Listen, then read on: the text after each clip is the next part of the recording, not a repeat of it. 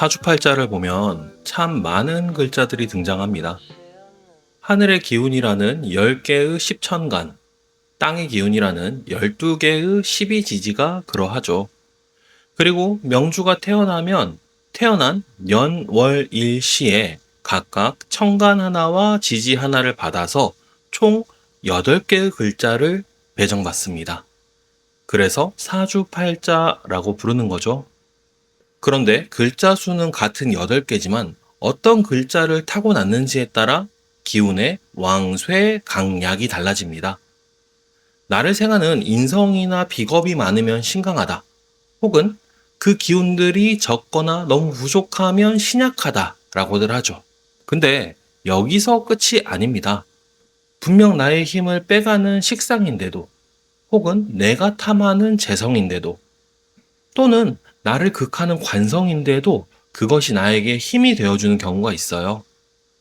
그래서 오늘은 복잡한 계산 없이 그냥 오행별로, 나의 일간이 의미하는 오행별로 지지에 가지고 있으면 나를 강건하게 만들어주는 글자 5개씩을 콕 집어드리겠습니다.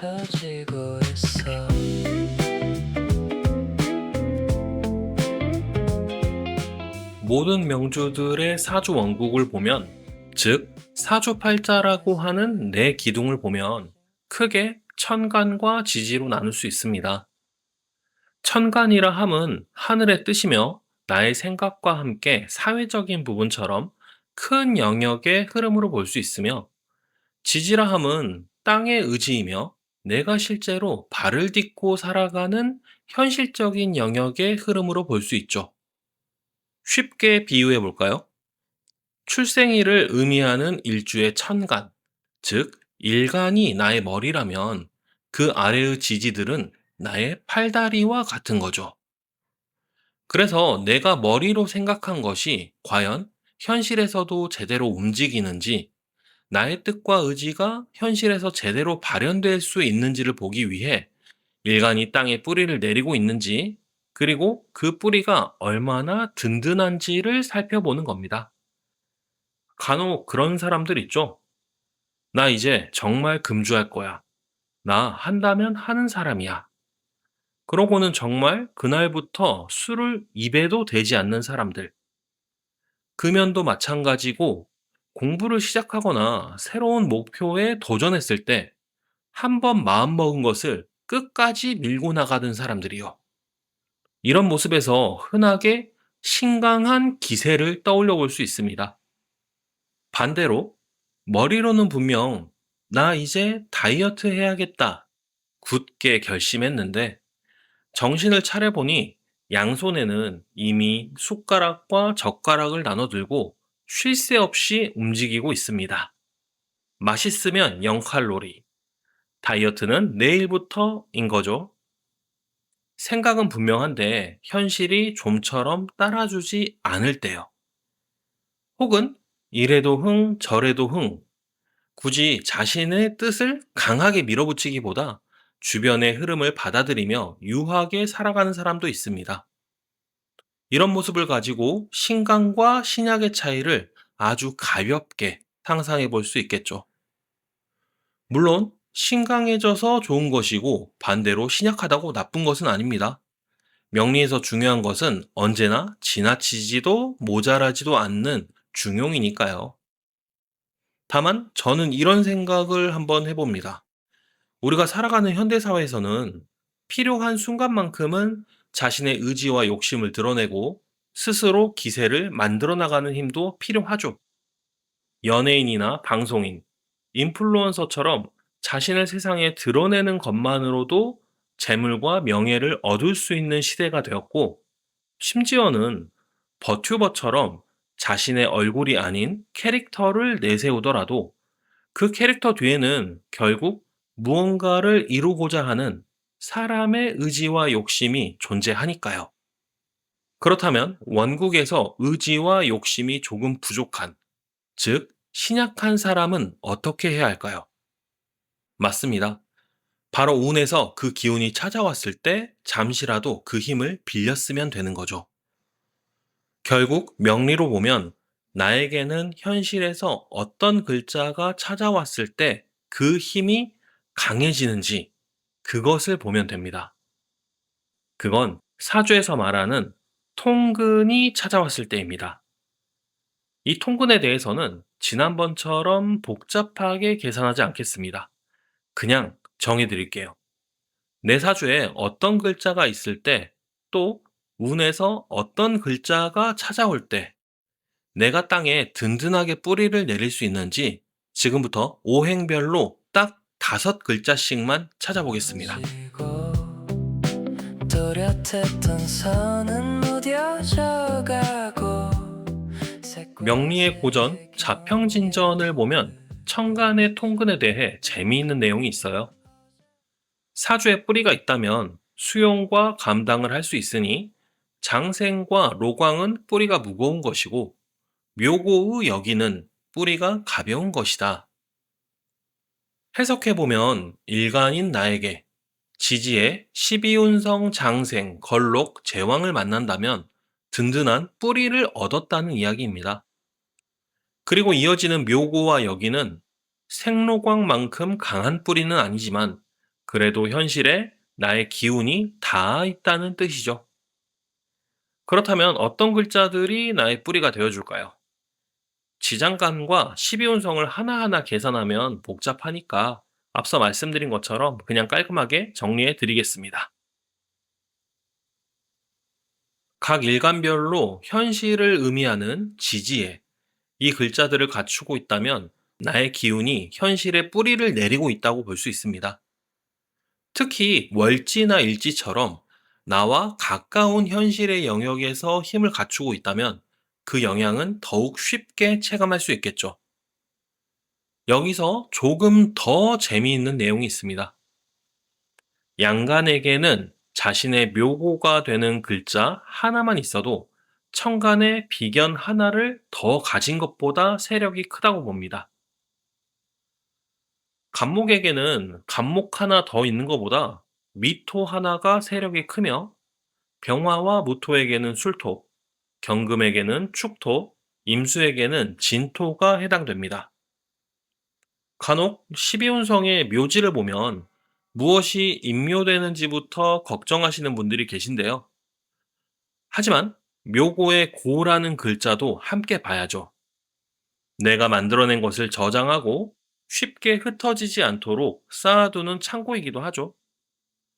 따라서 일간의 입장에서 보면 무조건 무언가를 잃거나 갇히는 흉한 자리라기보다 내 기운이 현실에 남아있을 수 있는 하나의 뿌리로 먼저 볼 필요가 있습니다. 그리고 음간은 지장간의 여기에 자신의 기운이 남아있는 경우 천간에 비견 2개를 더 가진 것보다 강한 뿌리로 봅니다. 을목에게는 을목이 2개 더 있는 것보다 진토 하나를 가졌으면 세력이 크며 정화와 기토에게는 미토, 신금에게는 술토, 계수에게는 축토가 해당되죠. 흥미롭게도 이 자리들은 음간의 12운성으로 보면 관대에 해당합니다. 목욕에서 씻고 나와 옷을 갖추고 이제 세상을 향해 첫 발을 내딛는 것처럼 자신의 모습을 갖춰가는 강건한 기운이죠. 그리고 여기에서 한 단계 더 강해집니다. 지지에서 장생이나 걸록, 제왕이라는 강한 뿌리를 얻었다면 천간에 나와 같은 기운이 여러 개 떠 있는 것보다도 그 뿌리 하나를 더욱 강하게 봅니다. 갑을목은 천간, 갑을목 비견이 3개가 더 모여 가득 차 있더라도 임목, 묘목, 로광 하나가 세력이 더 크죠. 병정화와 무기토는 사오화, 경신금은 신유금, 임계수는 해자수입니다. 의외이면서도 흥미롭고 신기하죠? 이 내용을 비유해보면 하늘에 나와 같은 뜻이 가득 차 있더라도 그 뜻이 현실이라는 땅에 닿지 못한다면 바람을 타는 구름처럼 흘러갈 수 있다는 것이죠. 반대로 천간에 나와 같은 오행이 많지 않더라도 일간이 현실에 든든하게 뿌리를 내리고 있다면 내가 가진 것을 보여주고 실제로 사용하고 또 차지하는 데에는 오히려 훨씬 효율적일 수 있습니다. 그러니까 신강과 신약도 단순히 글자 수를 세는 것만으로는 부족한 거죠. 흔히 인성과 비겁이 많으면 신강하고 식상과 재성, 관성이 많으면 신약하다고 배우고 저 역시도 처음에는 그랬지만 실제로는 그보다 먼저 일간인 나는 현실에 얼마나 제대로 뿌리를 내리고 있는가 이것을 함께 살펴봐야 하는 거예요. 같은 비겁 하나라도 허공에 떠 있는 것과 땅에 뿌리를 내린 것은 다르고 같은 식상, 재성, 관성이라 하더라도 그 지지가 일간의 뿌리를 함께 품고 있다면 이야기는 분명 달라질 수 있습니다. 조금 더 쉽게 간단한 예시사주로 비교해 드릴게요. 그렇게 시간이 거꾸로 흘러 마침내 하얀도 아직 이 두 사주 명식은 제가 특정일을 체크해서 만든 사주입니다. 둘 다 경금일간의 사주로 명주님들께서 보시기엔 어느 쪽이 더 강한 사주라고 보여지나요? 사주에 익숙하지 않은 분들은 아마도 천간에 경금이 가득 차 있는 왼쪽 사주를 고르실 수 있습니다. 보기에 일간과 같은 비견이 든든해 보이니까요. 반면에 오른쪽은 천간에 경금이 일간 하나밖에 없습니다. 겉으로 보면 왼쪽이 훨씬 든든해 보이죠? 그런데 지지를 보면 이야기가 완전히 달라집니다. 이것을 오늘 별에 드린 통근을 적용해 볼게요. 먼저 오른쪽 사주는 월지 신금 비견을 가졌기에 즉 일간이 월령을 얻었으니 현실에 아주 강한 뿌리를 내리고 있는 거죠. 월령을 얻었느냐 얻지 못했느냐가 굉장히 중요한 첫 번째 조건이 됩니다. 그리고 오늘 별에한 경신금의 다섯 지지를 다시 확인해 보면 사, 신, 유, 술, 축 왼쪽 명주는 지지에 다섯 글자가 하나도 없습니다. 반면에 오른쪽 명주는 일지를 제외했고 3주에 신유 축을 깔고 있죠. 그렇게 천간만 보면 왼쪽에 있는 경금이 4개나 있는 사주가 강해 보이지만 실제로는 오른쪽 경금이 월령을 얻고 현실에 훨씬 든든한 뿌리를 내린 강한 사주인 것입니다. 이래서 신강과 신약을 볼 때 단순히 비겁이 몇 개고 인성이 몇 개인지만 세어서는 안 되는 거예요. 이게 자평진전에서 말하는 천간에 같은 기운이 여러 개 있는 것보다 지지에서 제대로 된 뿌리 하나를 얻는 것이 더욱 중요하다는 의미인 거죠. 어떠신가요? 오늘 보여드린 글자들은 각 일간이 현실에서 자신의 기운을 펼칠 수 있도록 뿌리가 되어주는 글자들입니다.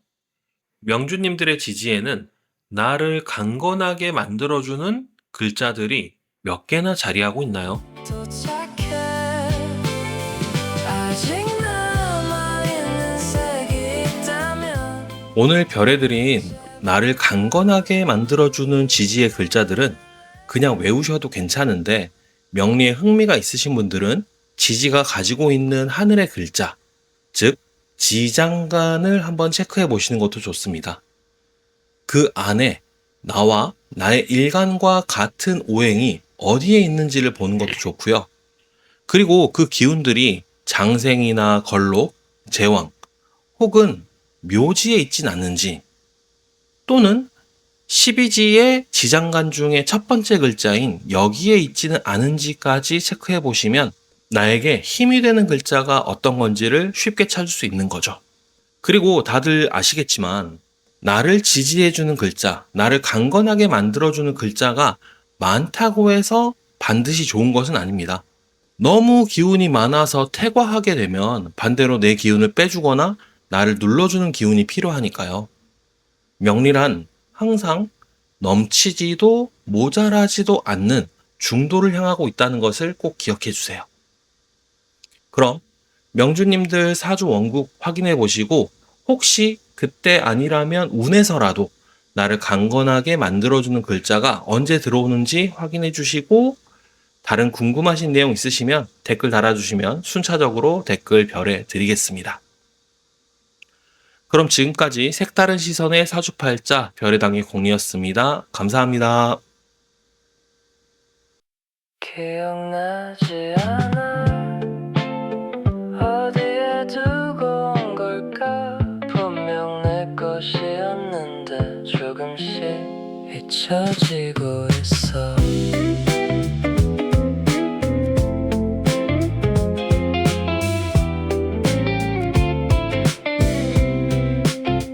나의 세계가 조금씩 무너져 익숙했던 길도 낯설어지고 또렷했던 선은 무뎌져가고 색과 색의 경계도 흐려져 어제와 오늘이 뒤섞인 채로 시간은 자꾸 거꾸로 흘러 하나 둘 지워진 기억 끝에서 나는 어디쯤 서 있는 걸까 그렇게 시간이 거꾸로 흘러 마침내 하얀 도화지가 되어 이름도 얼굴도 없는 곳 그림자조차 없는 세계에 도착해 아직 남아있는 색이 있다면 제발 조금만 기다려줄래 모두 하얗게 사라지기 전에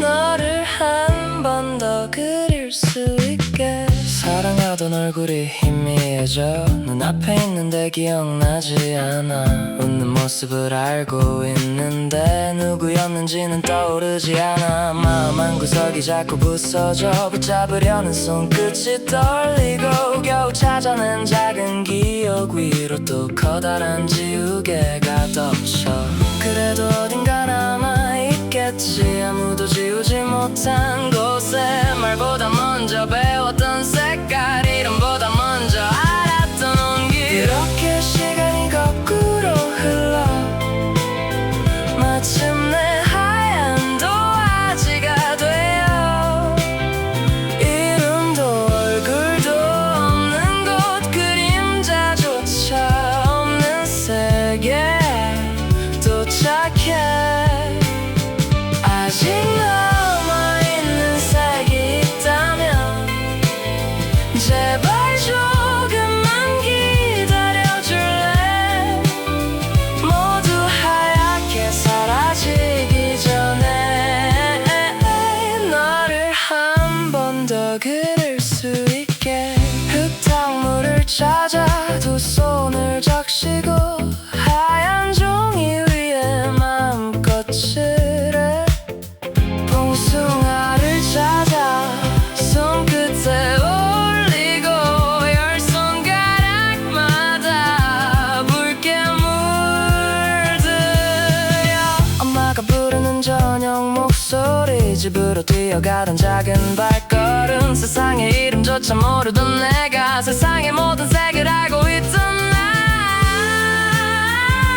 나는 잊어버린 게 아니라 그곳으로 돌아가고 있었나 봐 그렇게 시간을 거꾸로 돌아 다시 하얀 도화지 앞에 앉아 흑빛도 붉은빛도 노을빛도 기억나는 대로 하나씩 칠해 사랑했던 얼굴이 생각 안 나도 사랑했던 마음은 남아있으니 내가 가장 행복했던 시절처럼 하얀 세상을 다시 물들여 기억나지 않아 이제는 괜찮아 하얀 도화지 위에 작은 손을 올려 흙탕물을 찾아 물들이고 봉숭아